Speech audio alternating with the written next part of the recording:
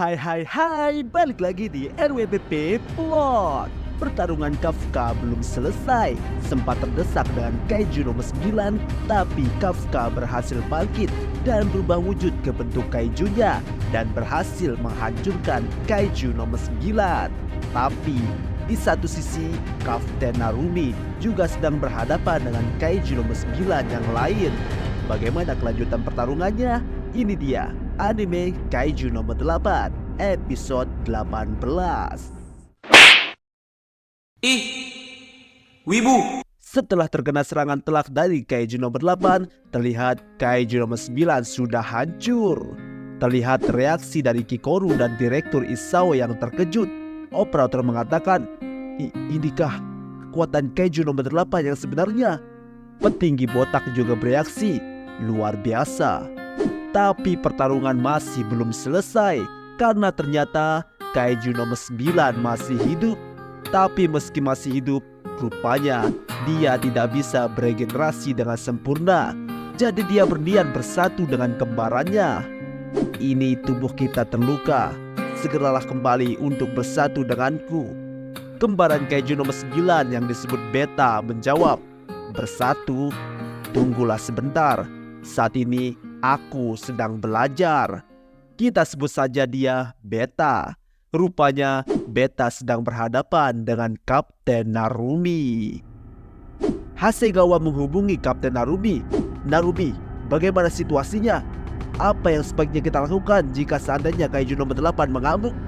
Narumi di sini bilang, mana bisa kita terus-terusan menyerahkan masalah ini pada Shinomiya yang masih anak baru. Dan ini dia tingkat pelepasan 98%. Aku akan ke sana. Di ruang operator terjadi kepanikan. Kapten Narumi melakukan pelepasan penuh, peringatkan pada semua personil agar menjauhi tempat yang bertarung. Diperlihatkan Kapten Narumi sudah menyerang Kaiju nomor 9 Beta. Kaki sebutnya terpotong. Wush. Kaiju nomor 9 Beta menyadari jika pedang Kapten Narumi tidak hanya menebas, tapi juga membakar. Akibatnya butuh waktu untuk memulihkan luka dari tebasannya. Jadi Kaiju nomor 9 Beta coba menjaga jarak lalu menembak. Belum sempat menyerang, tor. Kapten Narumi lebih cepat menembak Kaiju nomor 9 Beta. Kaiju nomor 9 Beta terlihat tidak menyangka. Senapan? Oh, jadi itu senjata khusus milikmu ya. Sekarang Beta yang menembak. Tor. Dengan sigap, Narumi menangkis semua tembakan Beta. Kaiju nomor 9 Beta sadar jika tidak ada celah menghindari serangan Kapten Narumi. Tapi puas, gerakan Kaiju nomor 9 Beta menjadi sangat cepat. Serangan Narumi tidak bisa mengenainya. Meski Narumi sedikit kaget, dia tidak mau pasrah. Dia menebas Kaiju nomor 9 Beta. Tapi yang terjadi, serangan Kapten Narumi sama sekali tidak kena. Dengan mudah, Kaiju nomor 9 Beta menghindar. Dia berkata, aku sudah selesai mempelajarinya. Rupanya, dia sudah beradaptasi dengan serangan Kapten Narumi. Dia mengantisipasi serangannya. Reaksi operator terkejut. Lalu dari atas, boom! Kaiju nomor 9 Beta menyerang. Kapten Narumi bisa menghindarinya. Tapi itu belum selesai. Kapten Narumi melihat dari seluruh area muncul bola-bola daging yang siap menembak. Rupanya Kaiju nomor 9 Beta merambatkan seluruh tubuhnya ke segala arah seperti akar tanaman. Duar! Kapten Narumi! Operator mulai panik. Komandan botak bilang, sepertinya dia berevolusi di tengah pertarungan ya. Direktur Isao juga menanggapi dan berkata, selain itu, sejak awal wujudnya sudah berbeda dengan apa yang ditulis di laporan unit 3. Dia sanggup membaur dengan manusia untuk belajar dan berevolusi. Kaiju nomor 9 adalah Kaiju yang bagaikan virus. Komandan botak kembali berkata, Kaiju nomor 9 memiliki keunikan yang belum pernah ada pada Kaiju-Kaiju sebelumnya. Dia adalah sebuah ancaman. Tapi tiba-tiba, tapi kalian tidak perlu khawatir, karena aku adalah ancaman yang jauh lebih berbahaya darinya, ucap Kapten Narumi. Lalu saatnya berburu. Kekuatan Kapten Narumi meningkat, matanya berubah. Kaiju nomor 9 yang melihat itu berkata, "Apa-apaan mata itu? Seperti tatapan mata seekor kaiju." Bam! Belum selesai dia bicara, tubuh kaiju nomor 9 sudah berlubang. Dikatakan oleh Direktur Isao, arti 0001 itu adalah satu lagi senjata khusus yang dimiliki oleh Gen Narumi, number tertua milik Jepang yang dibuat dari retina kaiju nomor 1.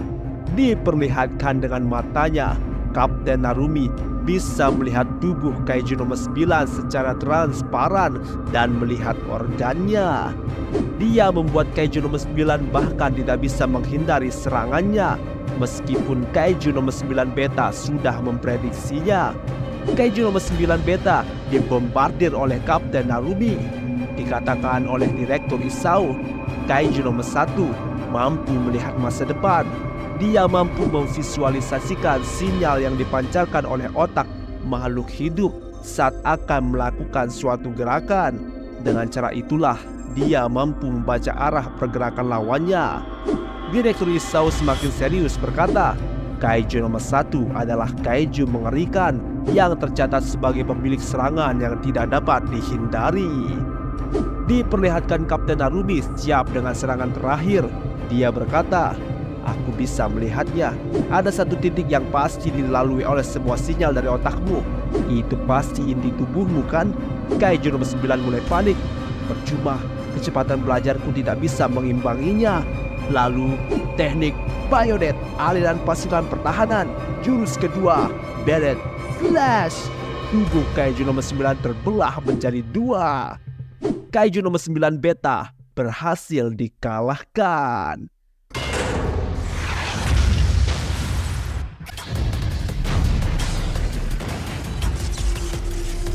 Lalu operator melaporkan, Kapten Narumi dan kaiju nomor 8 berhasil mengalahkan kaiju utama.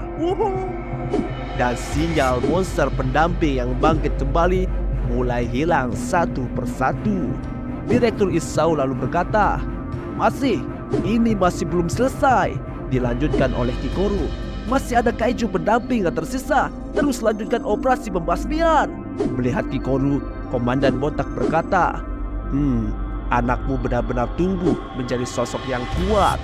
Lalu Direktur Isao membalas, "Saat dengan Narumi juga begitu, kan? Generasi muda memang selalu menjadi kejutan."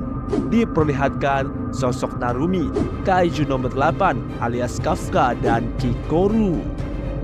Mereka selalu bisa melampaui perkiraanku dengan begitu mudahnya. Terlihat Kikoru masih semangat membasmi kaiju yang tersisa. Hasegawa berkata dalam hati, "Mengejutkan sekali. Meski ada 2 kaiju bernomor yang muncul di saat bersamaan, tapi hanya 2 garis pertahanan yang berhasil ditembus. Kerugian yang kami alami begitu kecil, sehingga rasanya sulit dipercaya. Inikah unit terkuat yang ingin diwujudkan oleh Komandan Shinomiya?" Diperlihatkan seluruh kaiju pendamping telah berhasil dibasmi dan misi pembasmian di Shinagawa telah berhasil dilaksanakan. Diperlihatkan di sini Kafka dan Kikoru yang melakukan tinju persahabatan. Tos. Lalu Komandan Isao berkata dari alat komunikasi Narumi, Hibino, lalu Kikoru, "Kerja bagus." Kerja bagus. Kikoru yang mendengar itu berkaca-kaca karena akhirnya ayahnya mengakui kekuatannya. Direktur Isao memberikan perintah. Selanjutnya, lakukan pengamanan lokasi dengan memprioritaskan keselamatan penduduk. Kikoru dan Kafka berkata, "Siap." Tapi ada yang sedang dipikirkan oleh Kapten Narumi. Dia merasa janggal. Dia mengingat kembali perkataan kaiju nomor 9 yang berkata, "Sekarang aku akan membunuhmu, lalu merebut kekuatan kaiju tertangguh yang pernah ada." Kapten Narumi ragu, apakah tujuan kaiju nomor 9? Apa benar dia datang ingin membunuh kaiju nomor 8? Tiba-tiba, pip pip pip pip pip pip pip, tanda peringatan berbunyi. Ada sinyal monster terdeteksi. Lalu dari tempat Kafka, dari arah puing-puing, ada suara. Untunglah masih sempat. Kafka dan Kikoru lalu melihat ke arah suara, dan itu ternyata kaiju nomor 9 yang sudah dikalahkan Kafka. Dia masih hidup. Dia berkata, "Sayang sekali kaiju nomor 8 karena aku gagal membunuhmu. Tapi tujuanku yang satu lagi berhasil tercapai, yaitu merebut kekuatan kaiju tertangguh yang pernah ada." Kafka bingung, bicara apa dia? Lalu ada suara, ketemu kaiju nomor 2 beserta tubuh inangnya. Banjir! Ternyata itu adalah kaiju nomor 9 yang asli, yang saat ini berada tepat di belakang Direktur Isao. Dan episode ini selesai. Benar-benar gak nyangka, anjir. Ternyata tujuan dari kaiju nomor 9 bukan hanya Kafka, tapi tujuan lainnya adalah merebut kekuatan kaiju nomor 2 dari Direktur Isao. Berarti serangan di kota kali ini adalah sebuah pancingan saja. Waduh. Makin penasaran, apakah Direktur Isao bisa menang? Kita tunggu saja kelanjutan ceritanya di episode 19. Buat kamu yang suka dengan konten-konten seperti ini, jangan lupa like, comment, share, dan subscribe.